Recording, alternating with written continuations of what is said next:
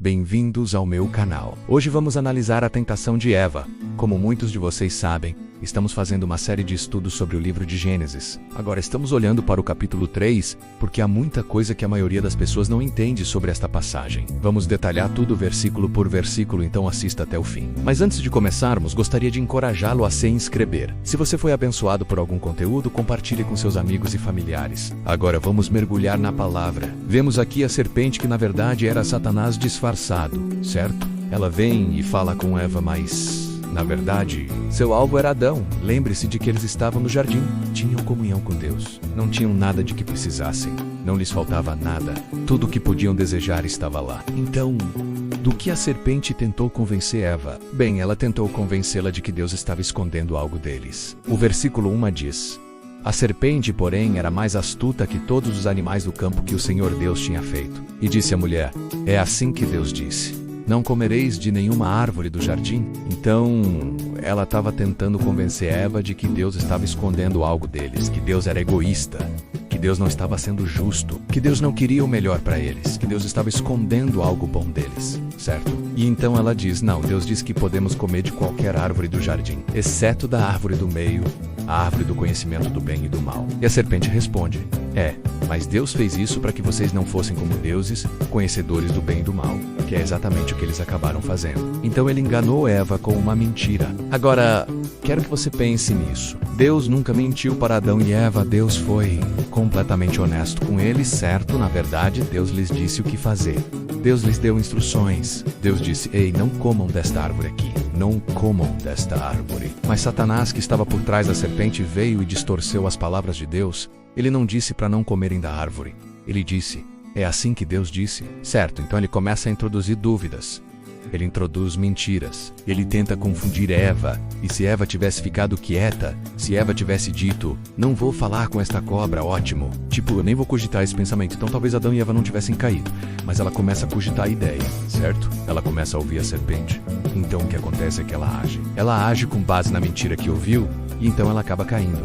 E então ela também convence Adão a comer. Então quero que você observe aqui que a queda do homem não aconteceu porque Deus não foi bom o suficiente. Não aconteceu porque Deus não foi amoroso o suficiente.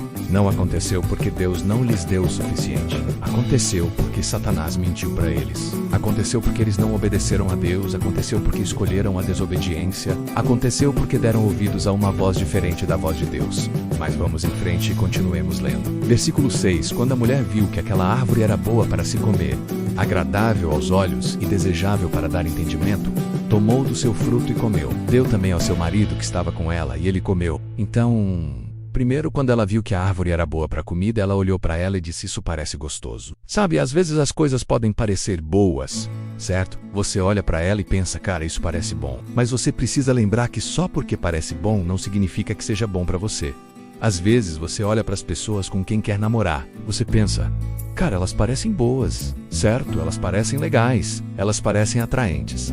Mas você precisa lembrar que só porque alguém parece bom não significa que seja bom para você. Você precisa verificar o caráter da pessoa, verificar o coração dela, verificar se ela é boa para você e no final das contas você precisa decidir se isso é realmente bom para mim ou se parece bom, mas na verdade é ruim para mim. E foi isso que Eva fez. Ela permitiu que algo que parecia bom a enganasse, e então diz que era agradável aos olhos. Agradável aos olhos, certo? Há muitas coisas que são agradáveis aos olhos, mas não são necessariamente boas para nós. Quer dizer, pense bem, a pornografia é muito agradável aos olhos, mas será que é boa para nós? Não. As redes sociais são muito agradáveis aos olhos, mas serão boas para nós? Não, sair e festejar é muito agradável aos olhos. Paris divertido. Mas será que é bom para nós? Não, temos que perceber que só porque algo parece divertido, só porque algo parece legal, só porque algo parece emocionante, certo, pode não ser bom para nós. Temos que examinar nossos corações, temos que examinar nossas motivações, temos que ter certeza de que não permitimos que nossos olhos nos enganem, certo? Temos que ter cuidado com nossos olhos. Provérbios 6:25 diz: como um ladrão, o coração da mulher está voltado para a cobiça. Quem a persegue não escapará. Então, os olhos podem ser uma porta de entrada para o pecado. Então diz que era desejável tornar alguém sábio. E é por isso que Eva pegou o fruto e comeu e então deu um pouco ao seu marido. Ela pensou que comer este fruto a tornaria de alguma forma mais inteligente.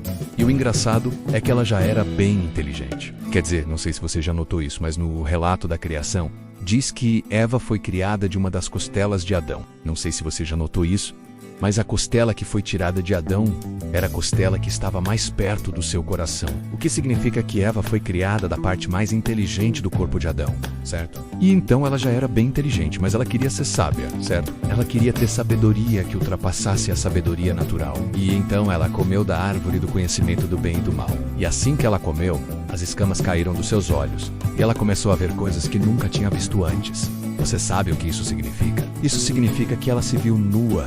Isso significa que ela viu o seu próprio pecado. Isso significa que ela viu o pecado de Adão. Isso significa que ela viu as consequências do pecado. Isso significa que ela viu o quão longe havia caído. Isso significa que ela viu a separação de Deus, que agora era uma realidade. Mas há outra coisa interessante aqui. Observe que diz que Adão e Eva estavam nus e não se envergonhavam. Eles não se envergonhavam até comerem da árvore do conhecimento do bem e do mal. Então o que isso lhe diz? Isso me diz que há duas coisas que causam vergonha.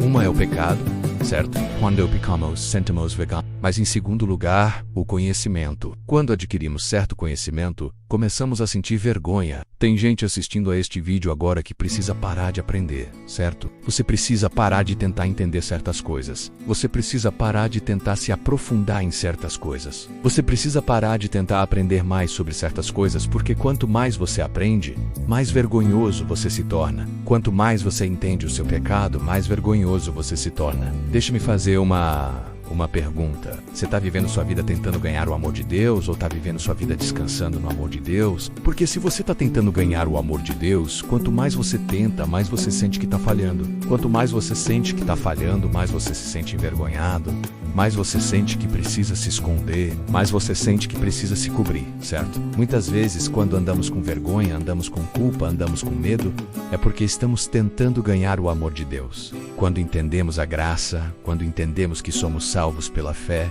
percebemos que não podemos perder nossa salvação. Percebemos que Deus nos ama não importa o que aconteça. E então, adivinhe, vergonha, culpa, medo, todas essas coisas nos deixam. E então Adão e Eva decidiram fugir.